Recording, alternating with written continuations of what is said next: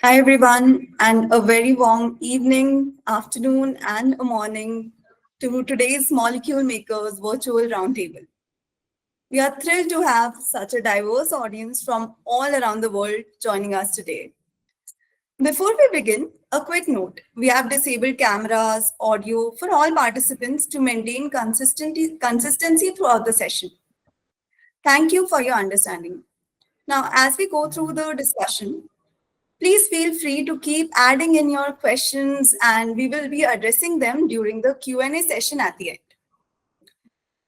Now, I'm Sanchita and I will be with you throughout the session, managing everything in the background to ensure things run smoothly. We are joined by an esteemed global panel today, and I'd like to extend a warm welcome to all of you for taking the time to be a part of this important discussion. Now, it's my pleasure to hand over the session to Dev, who will be leading the session as our host and moderator. But before we dive in, let me briefly introduce Dev. With over 13 years of experience in business strategy, market intelligence, and new product development, Dev has held leadership roles at BASF, ITC, and Dow, bringing deep expertise on today's conversation. He will guide us through the discussion, ensuring a smooth and insightful exchange. Over to you, Dev. Thank you, everyone.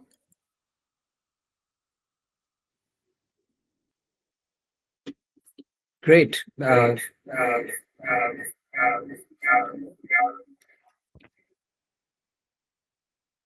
Yes. Am I clearly audible now to everyone? Perfect. Thanks for the heads up, Roberta. Yes, so great to see everyone. Thank you so very much for joining. It's such a privilege to be joining some of the brightest minds and some of the strongest change makers across regions around the world to be here in on a discussion today in this next session of Molecule Makers. Today we are going to talk about the business of chemistry 2026, opportunities, challenges, and global growth. And trust me, I mean, the year of 2025 has been transformational, I would say, in many ways for the chemical industry globally. So many headwinds have come up, so many realignments across the world in supply chains. It's been a fascinating year where the industry has been recalibrating after multiple energy shocks, going through multiple supply realignments, and while also focusing on the sustainability imperatives of the industry. I think for me personally, what I found remarkable is how chemistry really continues to adapt in the global setup, continuously becoming more digital, more circular, more collaborative across borders. And I think this is a broad theme as we step into 2026. It's no longer going to be just about growth. It's going to be about smart growth that balances profitability with responsibility and scale with innovation. And we are here today, and I'm really excited to see how chemical industry leaders across regions, from US to Indonesia, Middle East to India, how we can all come together and work together to build a more resilient and opportunity-rich future for the business of chemistry.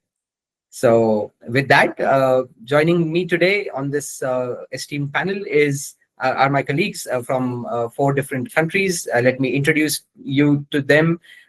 First, I would like to introduce John.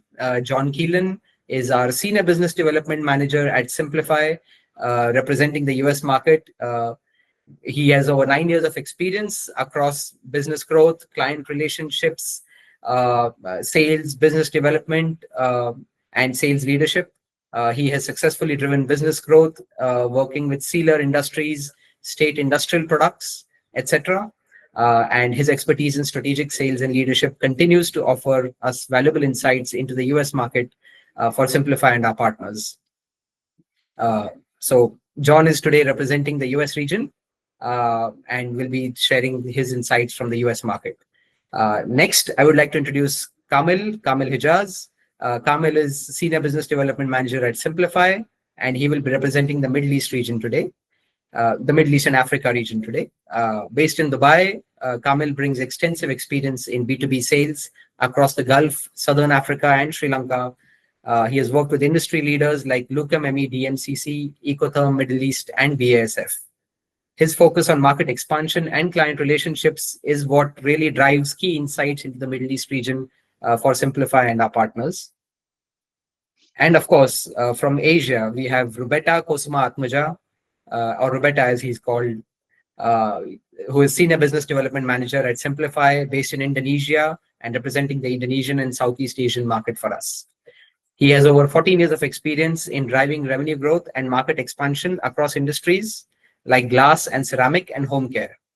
Roberta's expertise in sales and customer retention is what is helping us drive business strongly in Indonesia's market opportunities for Simplify and our partners. So great to have you all on board. I think it's a multicultural and global panel today that we are talking to. And we would love to start off with, of course, the year 2025. It's what a wow. I mean, it's been a hell of a roller coaster ride, I would say. What a year it has been. I mean, we've seen everything from supply chain realignments. I think Europe has seen Europe has spent decades building value chains, building the petrochemical value chains, and in a single year we are seeing movements, entire migrations of supply chain away from Europe to countries like China and beyond and rest of Asia. Enormous headwinds happening over there. Also opportunities emerging, Asia Pacific emerging very strongly as a key growth contributor. So would love to know a lot more about each of the about all these topics. And to start with, let us talk about 2025 as the year, and would love to know from each one of our esteemed panel of experts about what do you think in your regions were the highlights, were some of the good things that happened in 2025 in your regions for the chemical industry that you represent. And what are the things that you would take away from this year 2025? Maybe I will start first representing India and South Asia. So I think for India, I would say 2025 has been a year of incremental and then a steep exploding growth. I think this is a year where India has moved from being recognized as a strong commercial, as a strong manufacturing hub, to being a global leader in co-creating value across industries. If you look at agrochemicals, if you look at pharma, due to the supply chain disruptions brought about by COVID, brought about by multiple disruptions with China moving away from enforcing export controls, I would say, in many metals and many chemistries. I think broadly it's been a year where India is what now the world is looking up to, stand up to and rise as the next big manufacturing powerhouse. And I think in that context, I found it very interesting that 2025, especially as a year, has been very strong for India. We've seen investments announced by Indian specialty companies to the tune of close to $4 to $5 billion of investments in India. We've seen Indian specialty chemical companies going global in this year and expanding their footprints across the world, especially in the Western markets, be it Galaxy Surfactants, be it Naveen Fluorine. There has been significant investments in the fluorinated value chains, into chemistries related to contract manufacturing, and India is being really seen as a strong contract manufacturing hub. So I think overall, a lot of positives to take away for India from this year, and lots to learn on this front, and perhaps that is something that sort of sets the tone for India for 2026. So maybe over to you, John. How do you see the region evolving? How do you see 2025 for US and North America, and what do you see as some of the highlights and some of the key takeaways for this year for you? Sure. Well, thanks for putting this all together, Dev. So my background for most of 2025 was dealing in strictly industrial chemicals, and within that, I saw not a ton of movement just because I was in the U.S. and most of what I was dealing with was domestic material. But I will say there was additional, from my old perspective, competition coming most of all from India with the rising manufacturing base there. So, from the Simplify perspective, that's a great thing. It's opens up business avenues for us. I would say there's been a good bit of supply chain interruption due to global conflicts, basically, particularly in the Middle East. And that impacts things like shipping, for example, through like the Suez Canal. So it really depends on what industry you're dealing with. The industrial space, I didn't see a whole lot of movement with, and the market really had no choice but to absorb that because there were tariffing issues. That was a pretty significant interruption, for better or worse. And then the global conflicts as well impacted things, not just from a shipping and logistical standpoint, but from a sourcing standpoint of raw materials with, like, for instance, materials from Russia, materials from the Middle East, etc.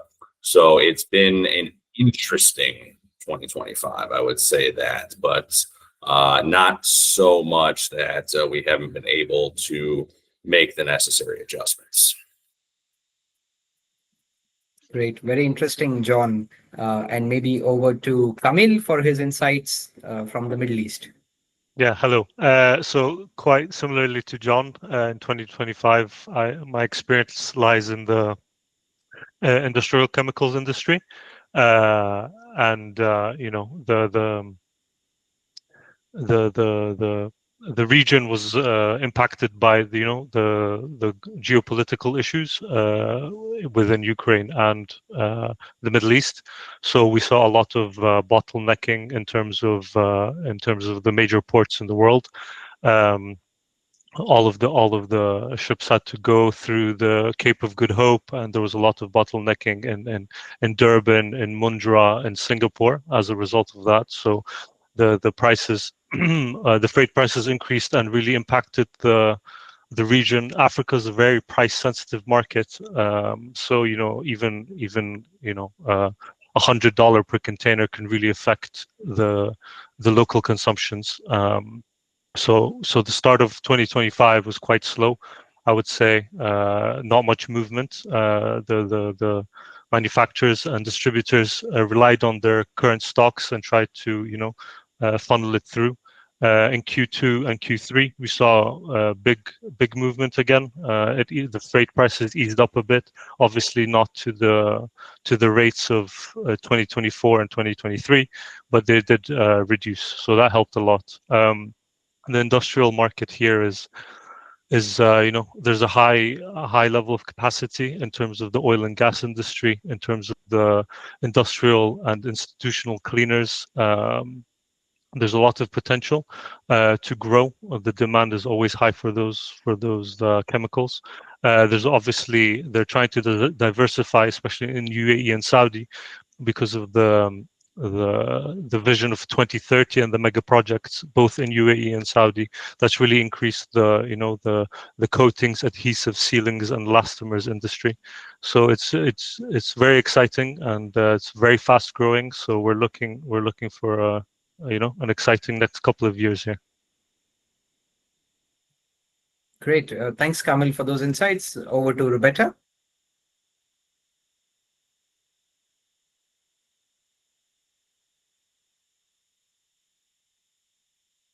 Roberta, I think you're not audible.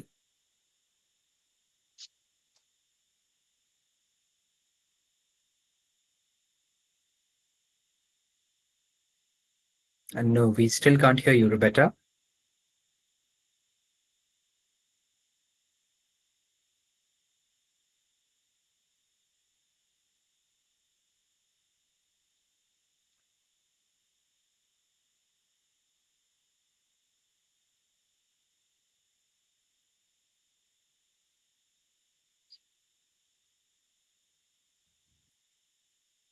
Yes, Roberta, perhaps you can try speaking again.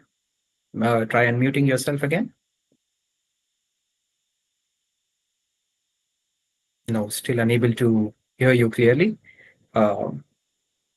Okay, perhaps what we can do is, Roberta, maybe you can rejoin in again into the discussion while we move forward.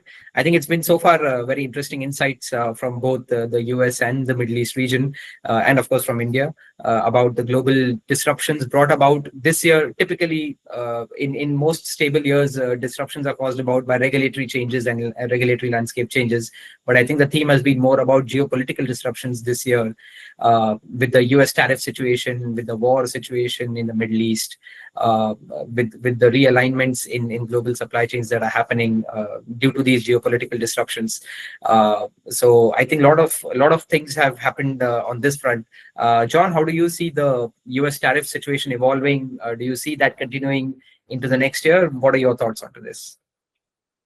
Well, I don't see the tariffs going away anytime, at least in this current presidential administration, just because they have been, from the American perspective, you might argue they've been overdue. And we have seen, and some people knew this already, and some people are finding out for the first time just how much leverage the American market has, frankly, over the rest of the world, and how much everybody wants to get into that business. So President Trump is aware of this, and he is using it to his advantage, and is using it as a leverage negotiating tool mostly. I don't think that many of these are going to be permanent, perhaps with some exceptions, mostly in China. But there is so much for the US to gain from it that I think they're going to continue leveraging them for quite a while. Now, granted, that is very much dependent on the current administration. If we have a different administration in 3 years from now, that might stop on day one. Well, that's very interesting, John. And I think Roberta has also joined us. Perhaps Roberta, let's hear from you about the Indonesian perspective on and Southeast Asian perspective on 2025. Okay, can you hear my voice? Yes, you're loud and clear. Okay, thank God. Okay, thank God. Okay, what can I say from Indonesia point of view?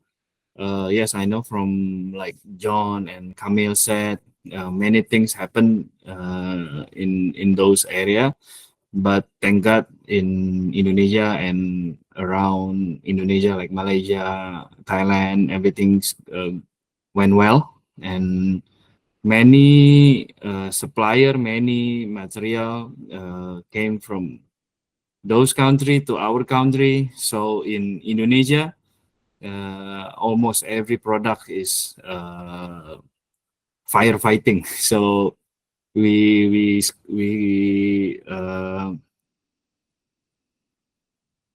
hardly to sell at the good margin. So many products can come like also Simplify come to Indonesia, and everybody come to Indonesia. In 2025, the challenge is quite big for Indonesia.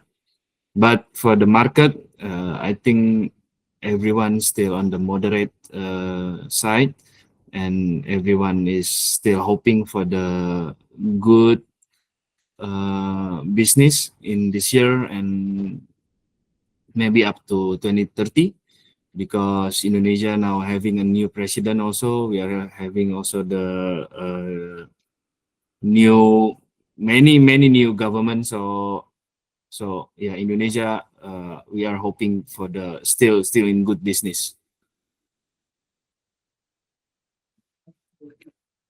Great, very interesting, Roberta. Thanks for sharing. So I think broadly we all see disruptions, but I think there are opportunities across multiple regions that are coming up. In fact, challenges in one region, like say America, is becoming an opportunity for other regions, say like China or India or Southeast Asia.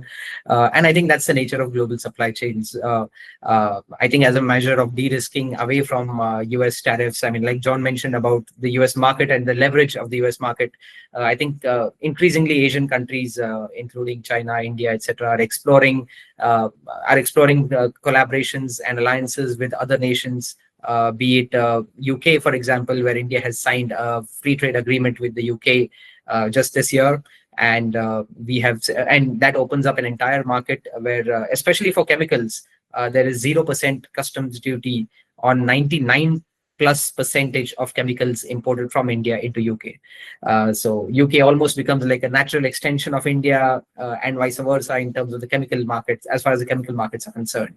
And I think these are some of the interesting alliances, interesting opportunities, and interesting trends being thrown up by such geopolitical and regulatory changes. And it would be very interesting to see how these move forward in 2026. But before we go to 2026, I would love to know also, maybe from each one of you, about we've spoken about the positives and the highlights of 2025, but what might be some of the disruptions, some of the challenges, some of the difficulties and the problems that you have faced in 2025 in your regions, things which will be, now that we are coming to a close of 2025, things which will be spilling over to 2026, and how do you see tackling tackling those challenges going ahead? So perhaps I will speak last this time for India. Maybe I would ask perhaps John to talk first about the US market and how he sees 2025 in terms of the negatives, in terms of some of the difficulties and challenges which have emerged in 2025. Sure. So for 2026, in my personal opinion, and this is speaking from a kind of a geopolitical standpoint in the U.S., one could be forgiven for falling for a lot of scare tactics as far as what is going to be going on. I think there's a lot of noise, of panic for things that are not going to amount to anything, or if they do, they won't be of any significance. I personally predict, and this is going out on a limb a bit, but from what I've been hearing about ramping up of production, especially oil and gas, and energy is the starting point of basically every industry. I'm hearing from a number of credible, reliable sources that particular industry is going to really grow, especially in the US in the upcoming year. And that is going to drive demand for a lot of materials that are in our space. So that's going to produce a lot of opportunities for us. And while at the same time, we're still going to have global conflicts, but I think, and again, this is my prediction here based very much on my instincts, my gut. I think there's going to be a settling down a bit of that in the upcoming year. I think the Middle East is likely to get a little less conflicted. I am not sure how I feel about the Russia-Ukraine conflict. I think that's likely to continue, but I do think that one is going to get a little more organized as far as raw materials being able to go in and out. So I think altogether we're going to see a bit of a settling down as far as logistics, but an increase in demand for basically everything that we handle, or many things that we handle at any rate. So I think there's a lot of opportunity, basically. Very interesting, John. You mentioned about the ramp up of the oil and gas industry in America, as Trump famously said, "Drill, baby, drill."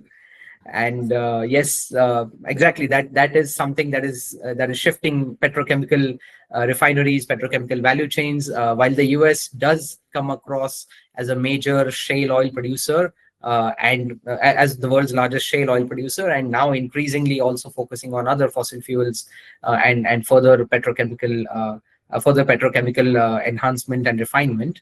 At the same time, Europe is facing a peculiar situation with its petrochemical value chains, because European petrochemicals industry has been fed for a long time, for the last at least 2 to 3 decades, at least last couple of decades, from cheap Russian natural gas coming from Gazprom and other Russian entities, Rosneft, etc. And with the Russia-Ukraine sanctions and the war stretching further, this year has been all the gains that have been cumulatively earned over so many decades have suddenly been lost in this year. In a single year, Europe's record profits in petrochemicals have moved to record uncertainties in the market.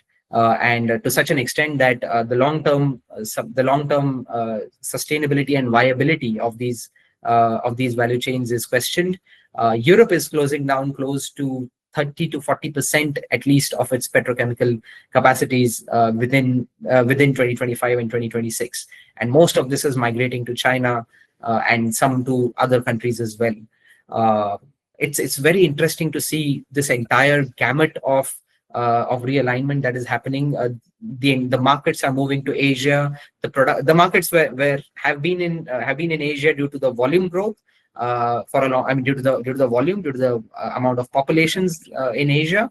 But increasingly now, even in terms of even as consumers in Asia upgrade, we can see that even the value part is shifting largely to Asia.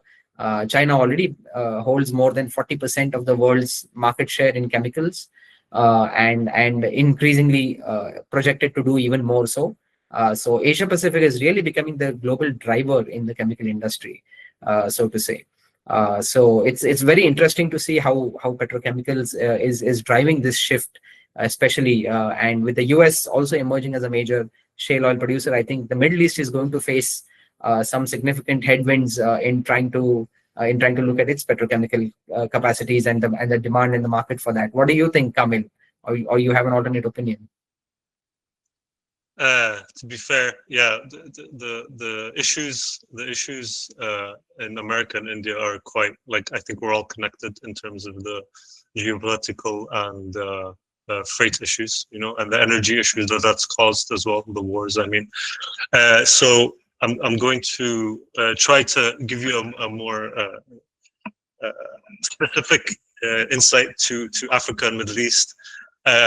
We have here, because we're dealing with many different countries, each one has their own like custom certification and spec demands, which are inconsistent, and that really causes clearance delays, especially for solvents and detergents. Most of them, because most of them are DG, dangerous goods. So each country is unique, and they're really stringent on those things. So that was definitely a problem that we faced in 2025. Another thing with Africa is that they have inconsistent and erratic consumption, which causes its own bottlenecking, because for one quarter there'll be very minimal shipments going in, and then for another one, especially during summer, that demand really peaks and skyrockets.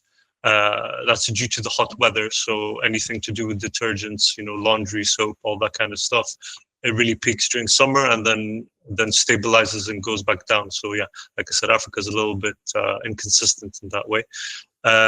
Also, so most of these African countries, because their GDPs are low and you could say they're relatively poor, they focus their imports on the food, the medicine, the basic necessities. So they really put large quantities, especially for detergents and stuff like that, just in the back row, because there are more important things that they need to bring into the country. So sometimes we can't find space on vessels, multiple vessels. So the same vessel in a month, we won't be able to find space for larger orders. So that's also been a bit of a challenge.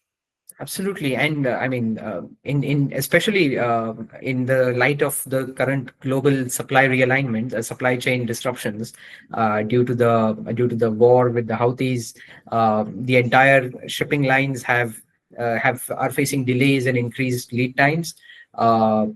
Instead of passing via the Red Sea and the Suez Canal, which is the classic route between Europe and India, I mean Europe and Asia.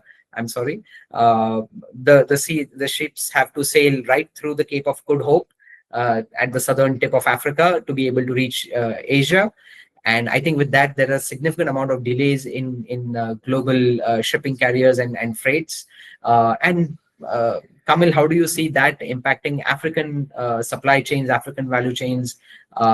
Because it's a relatively less premium market, do you see prioritizations given to Africa, or Africa is at the receiving end of some of these supply chain disruptions? Yeah. So Africa's been impacted a lot. The main hubs like Dar es Salaam, Beira, Durban, usually instead of the Red Sea, usually those ports, are on the way to India. So each one of those ports has seen very high congestion. I've had shipments that were stuck, let's say in Durban, for over a month. And so instead of the 40-day transit time, it became 70 to 80 days. It's just, it was a really bad time early on in 2025 and late on in 2024. It has eased up significantly. Like I mentioned before, the prices are going down a bit. They're softening. But it's still a challenge. Some of these transit times that used to be 18 to 20 days, from the Middle East to Africa, from India to Africa, are now 30 to 40 days standard. That's what you'll find on the liners' websites when you're tracking your shipment.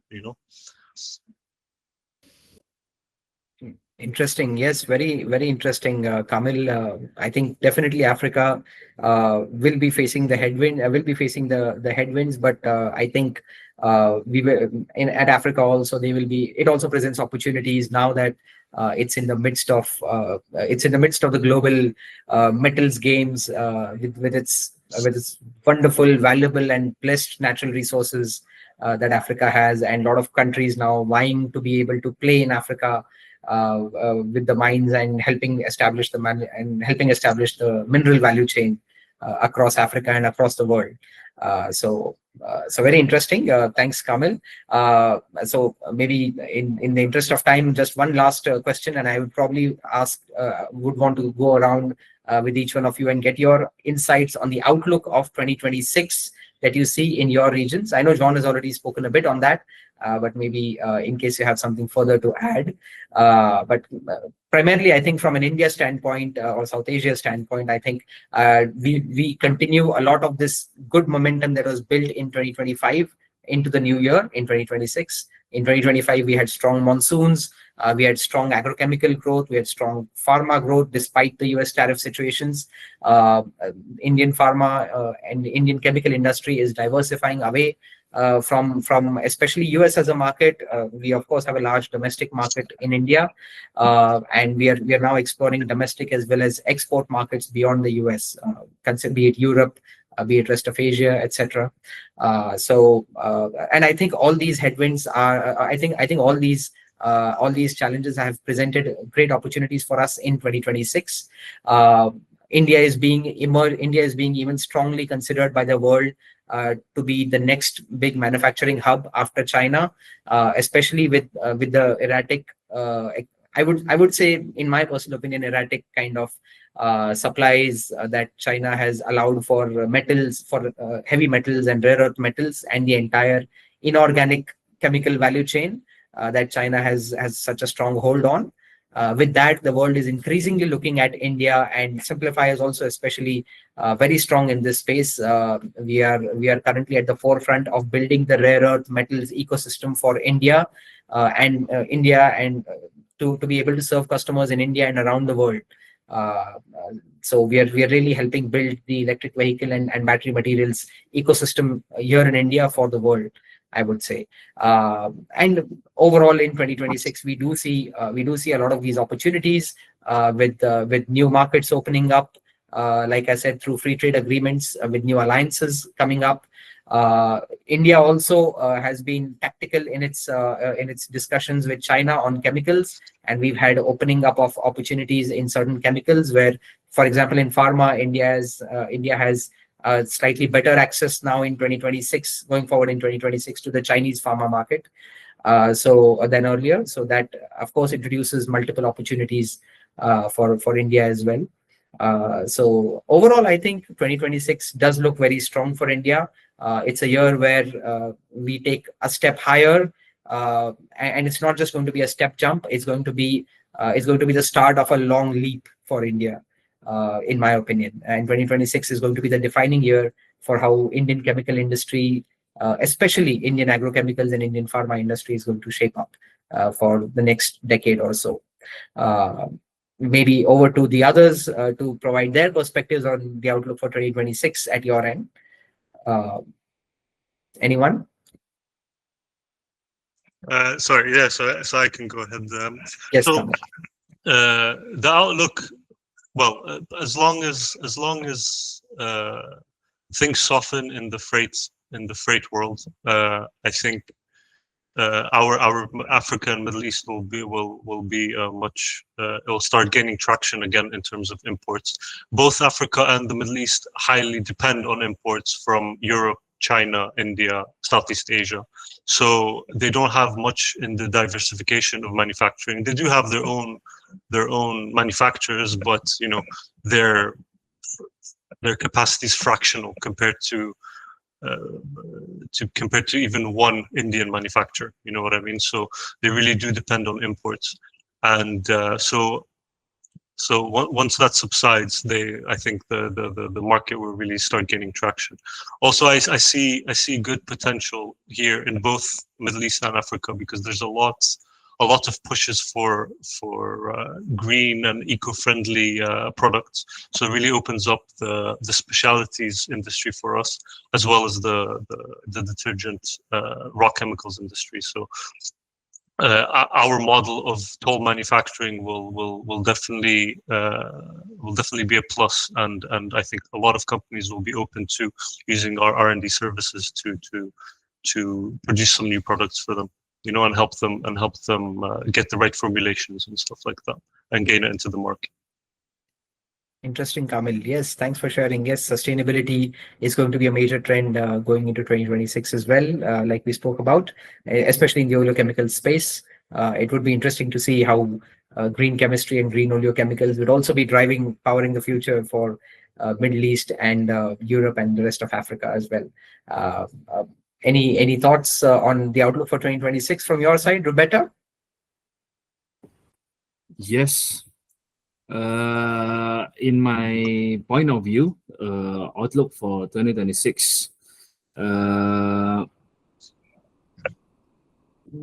actually, everything still overall market are imbalanced because as we know, the local demand and the supply sometimes doesn't match. And then for Indonesia, for construction and infrastructure, we are ongoing large scale of chemical manufacture in Indonesia, and hopefully it will bring us some new businesses in many chemical area.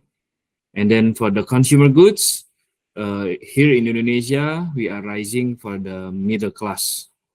And then it will translate to higher consumption of packaging, detergent, personal care, food, textiles.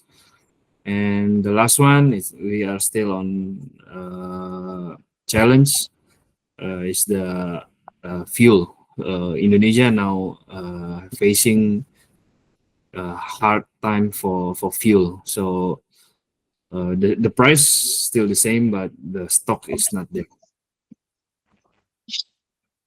Yeah, let's see for 2026.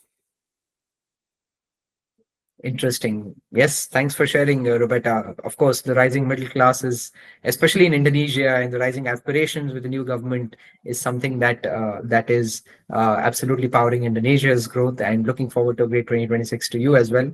John, anything you would like to add before we move to our next very interesting section? Not a whole lot. I think we've covered it pretty well. Like what you guys are saying from your end is how I interpret it is coming from the original supply side, if you will.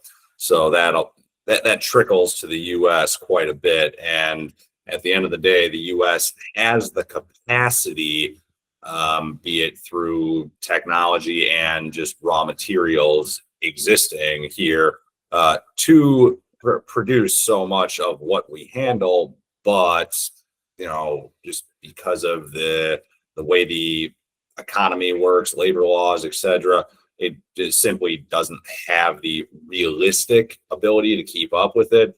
And people here, as much as they talk about wanting domestic manufacturing, they're more than happy to take material from wherever they can get it, even China, if it, helps their business. So it's, again, another situation of, people might be worried about certain, changes that aren't actually going to happen, in my opinion. So I think the sky is the limit for us as far as our manufacturing overseas. Wow, that's a great optimistic message, John, coming from America. Great, and of course, America is the vanguard of the global economic and chemical system still. So, looking forward to great times for the US as well. I know you have to also rush. You have taken out time here, and you've got to rush for another meeting. So, please feel free to proceed now. We have come to a close to this discussion. I think it's been a very interesting discussion about the global situation in the chemical industry in 2025 and 2026. We will come to some rapid fire. We are now just shifting gears, and we'll be looking at some rapid fire at a short rapid fire session. Just to make things interesting, just to come up with a couple of interesting questions for our panelists, and just to test them out on this. So, John, please feel free to stay or to carry on based on your schedule. And while Kamil and Roberta, we will take things forward. I appreciate it. And I will need to drop off here as I have a conference of chemical distributors that I need to go to. So I'm learning a lot in the next couple of days here of things that are going to be contributing to our discussion. Super. Good luck with that, John. Thank you so much. Thank you, everybody. Have a great one. Thank you, John. Bye-bye. Great. So very quick, we are shifting gears to a rapid fire session now. Maybe Kamil and Roberta and we will have basically a couple of questions from our side, from my side, and just give me thoughts that are top of your mind. Let's test out how things are. How do you view the industry, and what are some of the rather than it's more of a casual and off the cuff remarks from your side, which will be very interesting for the audience also to know. So maybe a quick and maybe we have about 5 questions here. So let's see how we take this. So my first question, rapid fire to Kamil. Kamil, one customer promise that you can make today and actually keep it. Consistent documentation and product quality. Interesting. Yes, documentation and quality always at the top with customers. Yes, over to Roberta. Roberta, one thing from 2025 that you would like to stop doing.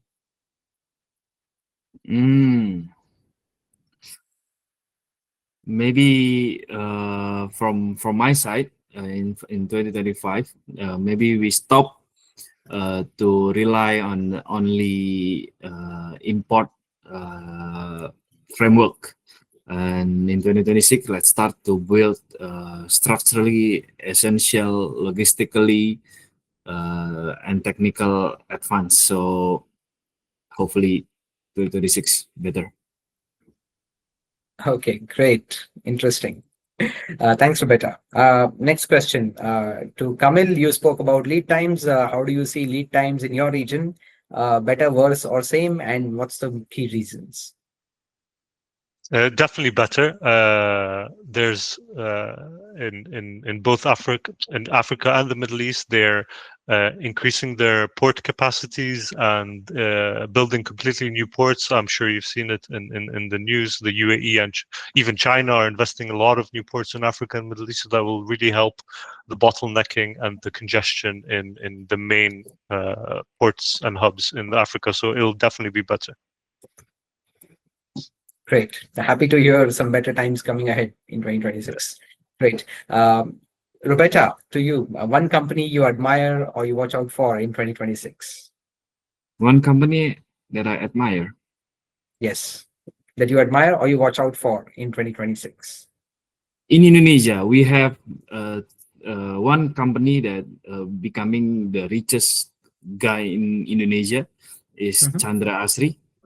They are making resins, kind of that, and yeah, that's the company that I look up for. Wow, that's great. Chandra Asri, is it? Yeah, Chandra Chandra Asri company. Chandra Asri. Wow, very interesting to track Chandra Asri then in the new year. Perfect. And one question up for all the panelists. One bright spot in your region in 2026. Anyone in the panelists? Bright spot. One bright spot from your region in 2026. Maybe I will take this up. I think contract manufacturing for India. Certainly, I would say that is one bright spot, especially in the China Plus One phenomenon and the China Plus One wave that is going on around the world. That's definitely a bright spot for us here in India. Great. So that's a wrap on the rapid fire questions from my side, and I think it's been an interesting conversation. We will move over to questions from the audience, but before that, I think it's been a great engaging session. We've discussed a lot of topics around 2025, the year that has been, the opportunities, the possibilities, the geopolitical disruptions that were brought about by the US tariffs, by the multiple wars. The sustainability imperatives that have also been driven strongly in 2025 around the world, the phenomenon of China Plus One and enabling of that, leading to supply chains realigning from the West more towards Asia and rest of the world, friend shorings as well. We spoke about a lot of topics in 2025, and some of it has been positive, some of it has been not so positive for individual regions. And in fact, we see what are challenges for some regions are actually opportunities for others. I think it's an interesting play of chemicals and chemical ecosystems around the world. And I think going into 2026, the outlook is definitely quite positive. Definitely here in Asia, in Indonesia, and in India, in the Middle East as well. Kamil is hoping for great times going ahead with the quietening of the war and move towards stability. And also in the US, John has been also hoping for a stronger America. So I think overall we've got lots to look forward to in 2026, while we take away a lot of key insights and a lot of key capacities. I mean, a lot of key benefits and strengths from 2025. So great. I think now we'll move forward to questions from the audience. And I see we already have been bombarded with a lot of questions from the audience.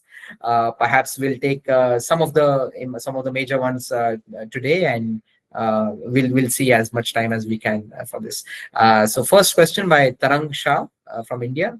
So Tarang asks, given the current geopolitical situation, how do you foresee the global supply chains being impacted?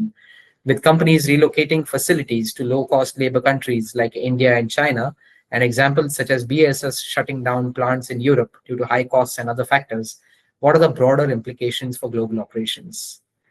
So maybe I will take this up from India. So I think, Tarang, a great question. Firstly, I think you've been tracking the global supply chain realignments, and as you can obviously see, there's been a tremendous amount of disruption. I think this year has been the rise of Asia and the rise of India, especially with China flexing its muscles on multiple aspects in deep tech and in deep metals, space in the inorganic chemistry space. I think the center of gravity of the chemical industry is shifting significantly towards China and towards Asia. And with that, I think a lot of implications come into play for global operations. You will see a lot of movement of manufacturing, movement of talent, movement of services overall related to chemical industry and pharma industry and the evolved sectors of the chemical industry towards Asia. I think Asia will soon be emerging as a major powerhouse, not just as a global sweatshop of manufacturing, but also as the main market, also as the main buyers and the capital of the chemical industry. And I think that is though this trend has just been accelerated by the entire geopolitical situations that have been going on. So I hope that helps. Maybe we move on to the next question. Yes. So Shashank from India asks, companies often face challenges with vendor support and product development, particularly in building trust, only to receive no follow-ups from customers. How can businesses address this issue? And his second question is, despite challenges with documentary support from China, why do some customers still hesitate to engage with Indian suppliers, and how can this be overcome? So maybe I'll throw open the first question to either Kamil or Roberta to answer. The second question is very India specific. I will take it up. Okay, I will try to answer. Yeah. Yes, agree. Sometimes same with Indonesia. Previously, Indonesia maybe in 2013 or 2000 up to 2017, I think. Most of the China supplier is not.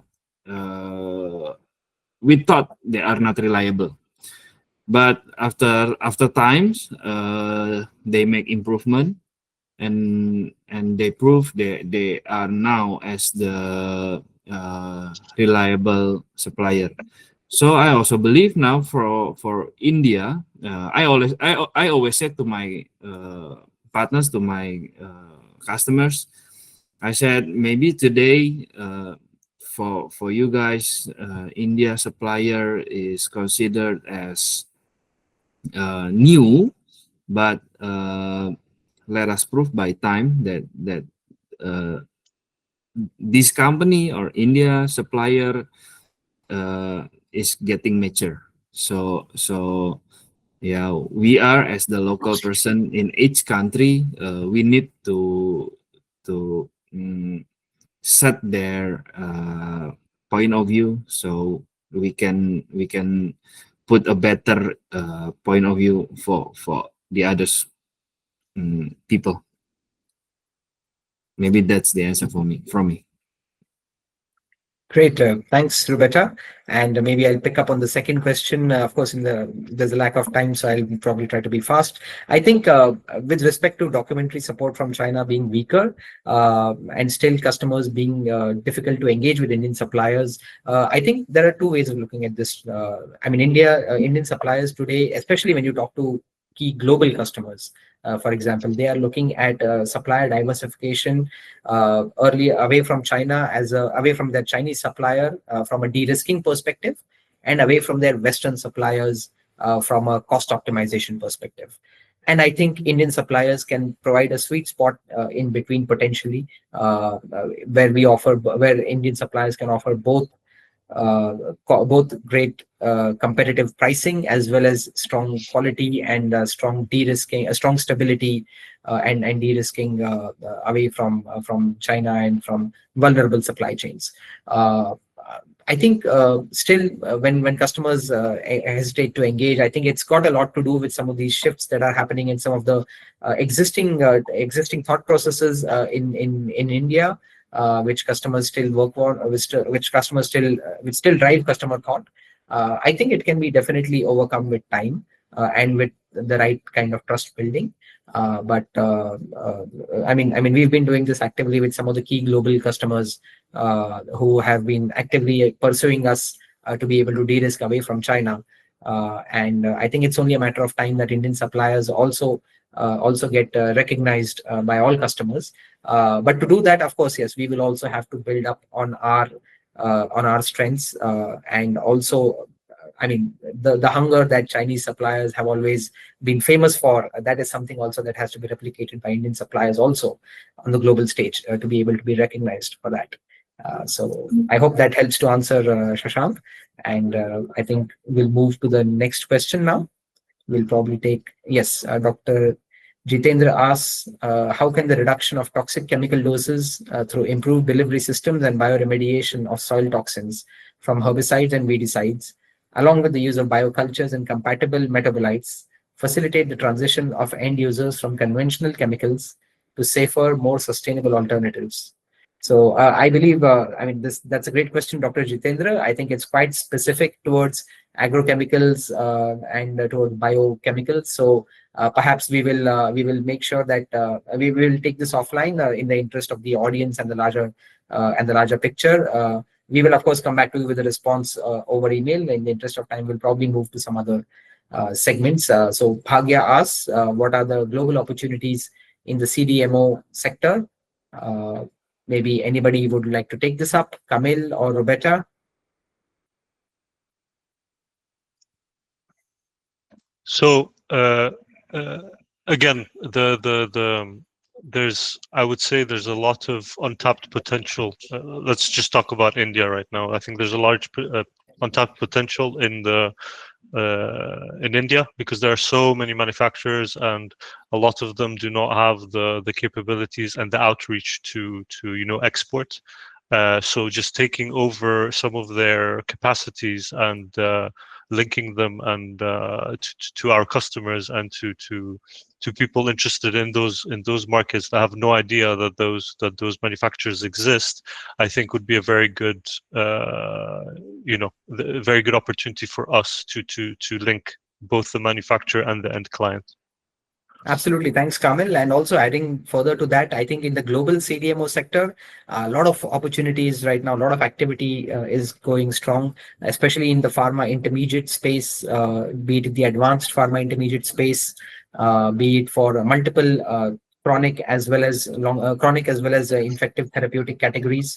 There are significant kind of opportunities over there. Be it pharma, be it in the agrochemical space, we see a lot of disruptions. We see a lot of opportunities here in India to be able to manufacture technicals and formulations and intermediates, agrochemical intermediates, not just for India but for the entire world. There's a lot of opportunities in that sense which are emerging, especially in agro, in pharma, in the CDMO space, and increasingly in some of the other industries as well. Which will be also following the lead of these two very strong sectors. So I think with that we will take a last question from Pranjal. I'm sorry we cannot take all the questions today, but we will ensure that all the responses are sent over email. Our team will be making sure all the responses are duly sent over. And the last question now from Pranjal: what key opportunities should businesses focus on in 2026, and how can they position themselves for success in the coming year? Anyone would like to answer, Roberta or Camille? Okay, I will try to answer. Maybe today most of us only sells product that considered as commodity or specialty to become commodity, and specialty, and it's very specialty. So I believe that in the next coming year, the most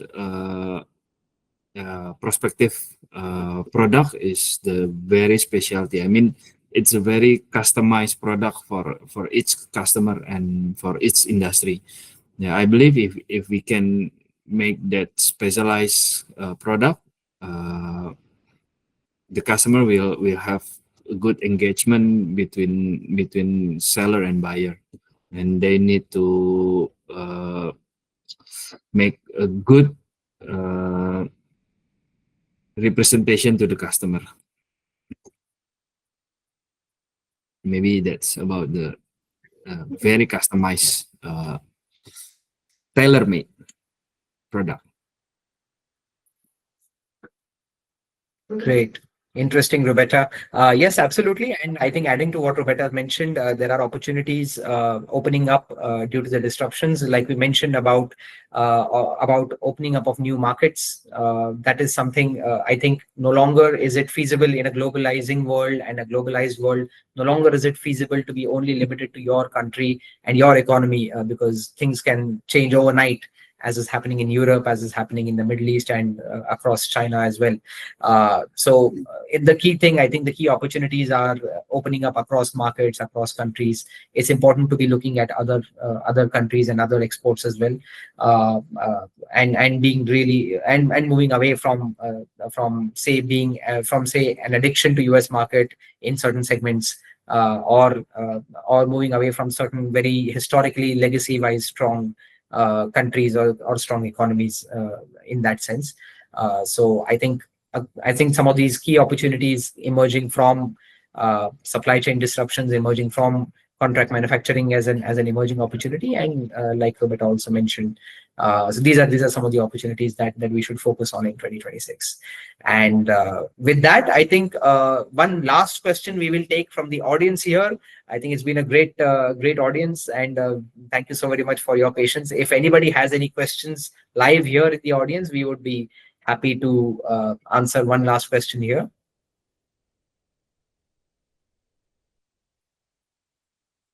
So I hope the audience is unmuted now. And well, if not, then thank you so very much, everyone, for a wonderful session. It's been a great discussion and a great learning. We've spoken about a lot of topics about how 2025 has been and how we are doing moving into the new year in 2026. And we've heard of perspectives from around the globe with our esteemed panel of change makers. And I think together at Simplify, we are driving a lot of this change and a lot of enablement in the world, especially in contract manufacturing in China Plus One space, multiple spaces. So stay tuned for our next session of Molecule Makers as well. We would love to have your love and your company for our next session as well. So for today, thank you so very much. Signing off from my side. Dave from India, Kamil from Dubai, and Roberta from Indonesia. Thank you so very much. Have a good night, a good day, wherever you're located around the world. And see you soon next time. Thank you, Dave. Thank you for facilitating. Thank you. Bye-bye. Thank you. Thank you so very much.